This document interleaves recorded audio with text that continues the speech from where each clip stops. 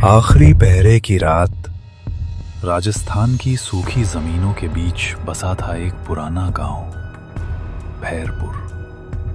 कहा जाता था कि इस गांव के बाहर एक गहरा कुआं है जिसे लोग मौत का कुआं कहते थे। पानी चाहिए। गांव में मान्यता थी, हर 100वें साल उस कुएं से कोई आवाज आती है और जो भी उस आवाज को सुन ले वो कभी लौट कर नहीं आता।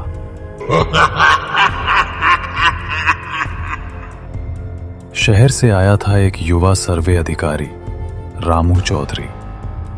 सरकार ने उसे गांव में पानी के स्रोतों का निरीक्षण करने भेजा था। गांव वालों ने कहा, साहब, उस पुराने कुएं के पास मत जाना, वहां मौत रहती है। रामू हंस पड़ा। अरे भूत कुछ नहीं होता, मैं कल सुबह ही देख लूंगा। लेकिन उसी रात जब वो अपनी झोंपड़ी में सो रहा था, कुएं की दिशा से धीमी फुसफुसाहट आई। रामू की नींद खुल गई।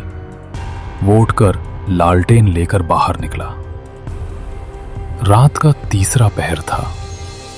आसमान में आधा चांद और चारों तरफ सन्नाटा।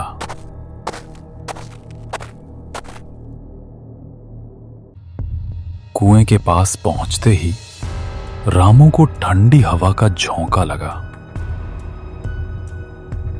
वो झांक कर नीचे देखने लगा। कुएं में पानी नहीं था, लेकिन नीचे से किसी के गाने की आवाज आ रही थी। धीरे धीरे नीचे एक औरत का चेहरा उभरने लगा। सफेद चेहरा, खुले बाल और लाल आंखें। वो बोली, मुझे ऊपर खींच लो, प्यास लगी है। रामू ने लालटेन नीचे झुकाई और देखा कि कुएं में कोई इंसान नहीं, बल्कि सैकड़ों हाथ ऊपर बढ़े हुए हैं। वो डर कर पीछे हटा, पर तभी हवा के साथ किसी ने उसका नाम पुकारा। रामू, अब तेरा नंबर है। अगले दिन सुबह गांव वाले कुएं के पास पहुंचे। जमीन पर रामू की लालटेन और टोपी पड़ी थी, पर रामू कहीं नहीं था। गांव के बुजुर्ग बोले, कुआं अपने अगले पहरेदार को ले गया। फिर सबने मिलकर कुएं को पत्थरों से बंद कर दिया और पास एक छोटा मंदिर बना दिया।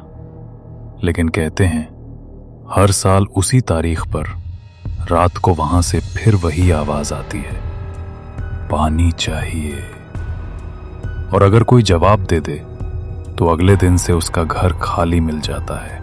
आज भी रात के 12 बजे अगर कोई उस गांव के पास से गुजरे तो हवा में फुसफुसाहट सुनाई देती है, रामू, अब तेरा काम बाकी है। कुछ लोग कहते हैं कि कुएं के पास एक परछाई बैठी रहती है, सरकारी बैग लिए, लालटेन पकड़े, जो हमेशा नीचे झांकती रहती है, जैसे किसी को ढूंढ रही हो। वो है रामू, मौत के कुएं का नया रखवाला।